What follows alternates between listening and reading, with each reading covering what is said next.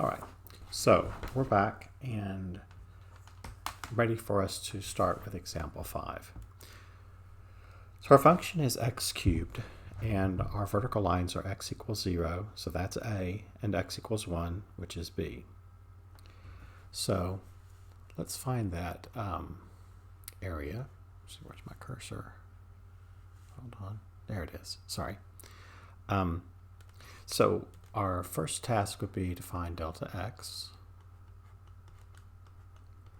So B is 1 minus A, which is 0, over n, which is 1 over n. And then x sub I, which they call c sub I, is going to be A, 0, plus delta x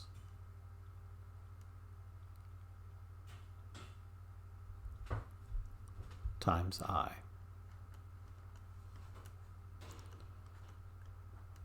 So I over n. All right, so the area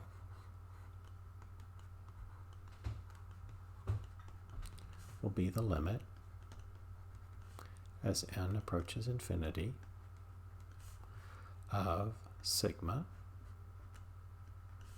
from I equals 1 to n of f of x, and since our function is cubing, it'll be our x sub I cubed, so that's our f of x, times delta x. That's supposed to be an I, excuse me. I. Now it's an I, or it looks like an I. All right, so simplifying, we'll end up having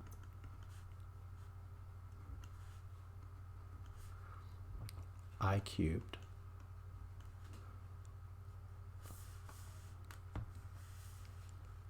that look a little bit better. There we go. I cubed over n cubed times n, which is n to the 4th. The n to the 4th is considered constant for sigma, and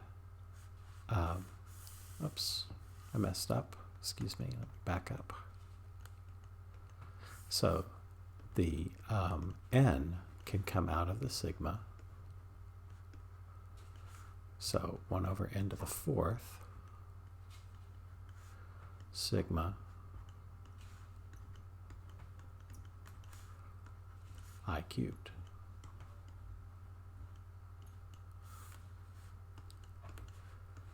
So using the theorem that we saw earlier, this will be the limit as n approaches infinity of 1 over n to the 4th times n times n plus 1 over 2 quantity squared.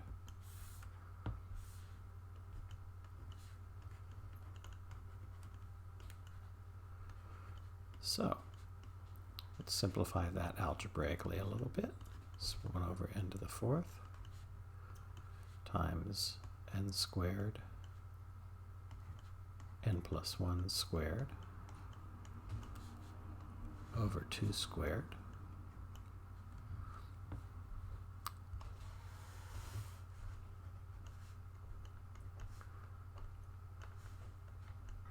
Notice that we're keeping the limit until we actually evaluate the limit, so don't forget to include this notation that I'm writing each time. It's part of the problem. All right, so the n squared in the numerator and the n to the 4th in the denominator can cancel, which will leave the 4 and n squared. Then the n plus 1 squared that's there can be written as n squared plus 2n plus 1. Then if we separate that numerator over our common denominator into various fractions. This will be n squared over 4n squared plus 2n over 4n squared plus 1 over 4n squared.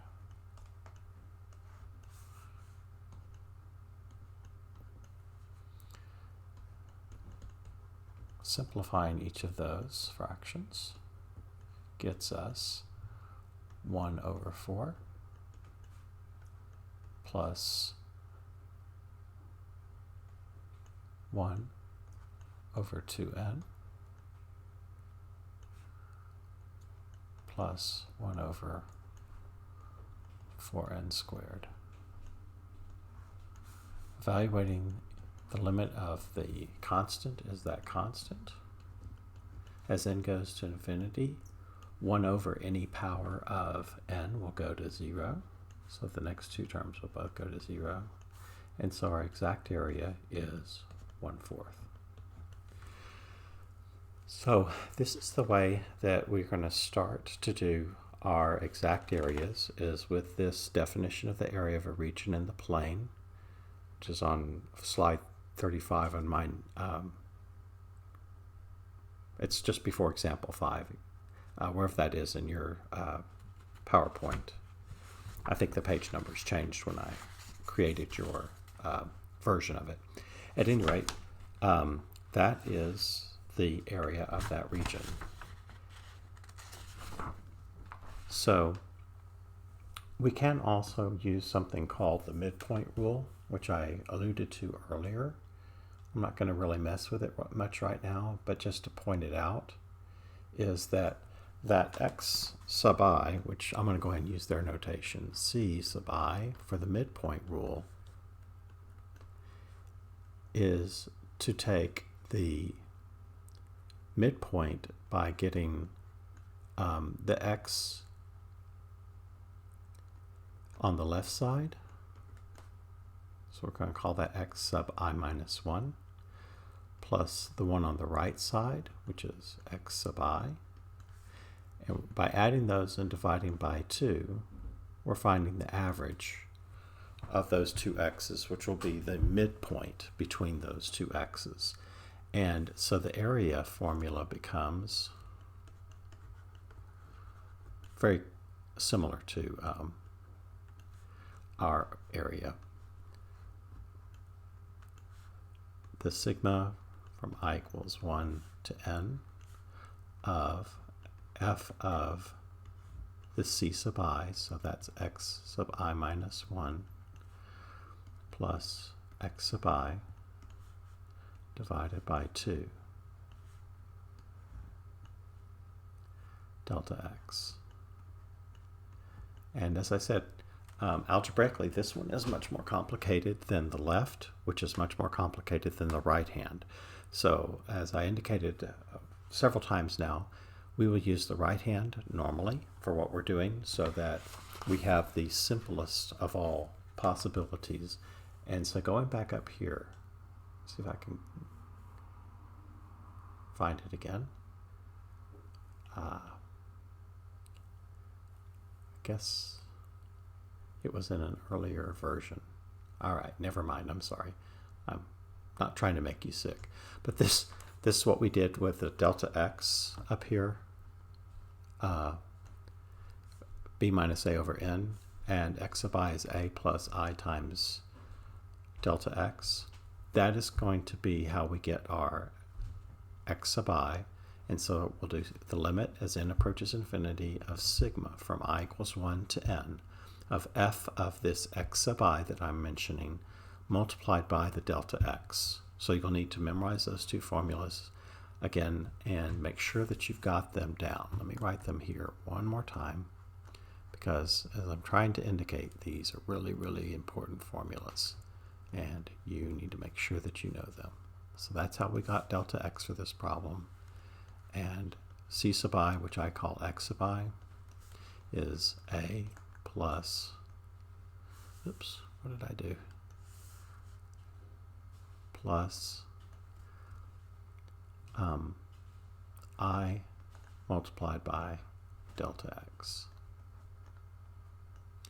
All right, so that ends section 4.2, and thank you very much for your attention, and hopefully that's all clear. Again, what we're going to be doing in our Blackboard Collaborate Ultra is we're going to spend time talking about any questions you have based on this lecture and these notes, and any questions you have from homework. So, and if we have gotten past the point where we are concerned about the COVID-19 and we're back in class, then this would be the time that we would discuss this in class and answer questions face to face. So we'll just see how things go. Take care.